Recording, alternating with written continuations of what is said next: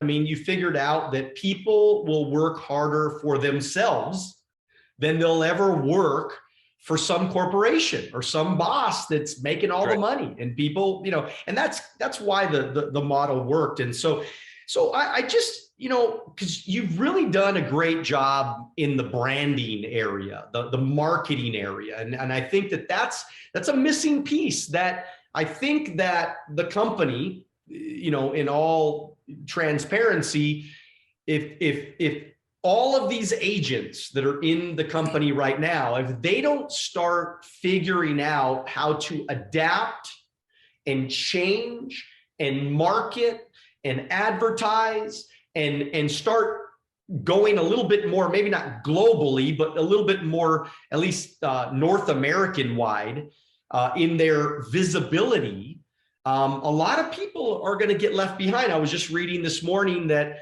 you know, I don't know, something like 80% of the companies that were on the Dow, you know, 80 years ago or whatever, they're no longer even in existence, let alone in the last even 20 years, there's probably, you know, 20 or 30% left. So the companies that don't adapt, they will suffer the consequences of that action in the coming, you know, 5 and 10 years. And I think it's happening even faster, right? Because as technology runs faster, people are getting left behind even faster. Can I get your thoughts on that, Brandon?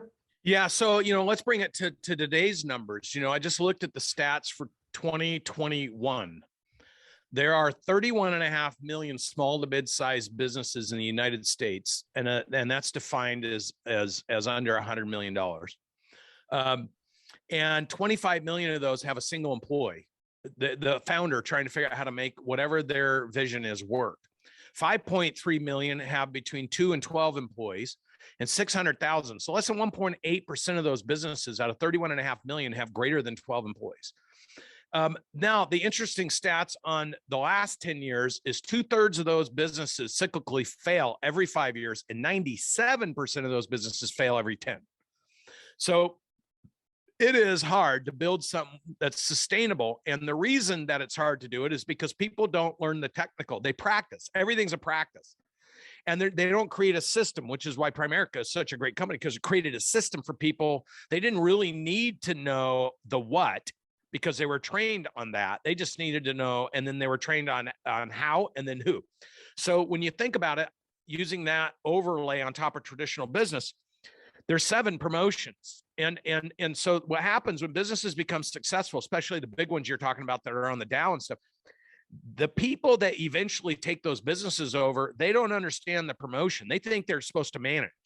So when you go from a builder to a manager, you're already going to go into decline. If you don't properly have the same number of builder or more centralized, if you don't have key builders that then the managers can work with, and you end up with just managers, you're going to go into decline, because managers don't know how to build. They just know how to manage. And that's when businesses become oppressive, because they start managing, especially when they're public, because they start trying to manage the earnings every quarter. It becomes highly transactional. So, and they don't want to spend money on the building side. So they start reducing marketing. They start cutting back the sales team. They start clamping down on customer incentives. And all of a sudden the business goes to decline. And if it's big enough, it just takes years of erosion for that to happen. So the 7 promotes is first promote what you're doing. Like if you're not constantly promoting what you're doing, then no one knows what you're doing. So those that don't know you won't flow you. That's a direct quote. I mean, there's no better promoter than my business partner, one of the top social media guys in the world, Grant Cardone. And what I'm telling you is exactly why I partnered with him, because I didn't really understand all this as a traditional business guy. But we are definitely working diligently on mastering it. So the first promote is what you do. So people know about you, right?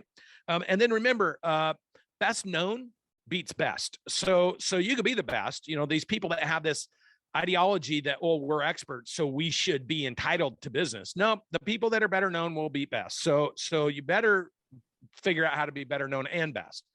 So promote what you do, promote why you do it, promote the impact that you create for others, promote the opportunity to others to come do it with you, promote the mission and vision and values of your organization so people understand the bigger picture and the direction you're going, and then promote people in your organization to take over areas of responsibility so they become advocates and owners within the company to create that magnitude of impact, that massive picture accomplishment. Now, so there's 7 promotes. And then why do you promote? You promote first, you don't promote to get new customers. You first promote for yourself so that you remember what you're in it for. The second reason you promote is for your employees or your team members to understand you're serious and you're committed and you're letting the world know. Then third, promote for your competitors to let them know you're coming and to show them you're serious. And then fourth, promote to get new clients. That way everyone understands what's happening. But people think, oh, I don't want to promote because it's embarrassing or it's hard to do. That's one thing you were always great at. You're a promoting king. I just remember you running around with your discs and you had carried a box of them everywhere you went, and you're like, hey, I'm going to show you, I'll teach you, just trust me, just follow me. That's all promotion. And so what happens is business owners get a little bit of success and they stop promoting. Business owners go out and hire employees to do functions, and they don't teach the employees to promote. Do you know, after interviewing 4,000 employees across 100 different industries, when we asked the question, what incentives do you have inside your organization to promote and get new clients on behalf of the organization? It was 100% zero. There is no training of the team members that work in an organization. So you know what happens? You go to work for a dentist, you start working long hours, the dentist ignores you because they're busy, and all of a sudden you're going to church and people are saying, hey, how do you like working for that dentist? You're like, oh, I don't really like it. It's long hours. I don't really like it there. And then the dentist is running ads in that marketplace to those people that live in that church. They're getting served up the ads. And then they're like, Sally doesn't even like working there. Why would I go there? So if you can't get your own team to be like, I love it, this is what we're doing, this is how we change lives, and you don't intentionally teach them to promote, then you're actually creating your own resistance within your marketplace. So this is why businesses go through decline, because all you have to do is go to Glassdoor reviews and see how many people are trashing the company they're working with. And of course, then the company's spending money to promote itself as an expert. We care about our customers. We care about our employees. We're experts in what we do. And yet their operations are horrible. Their teams are miserable. So, it's a decline.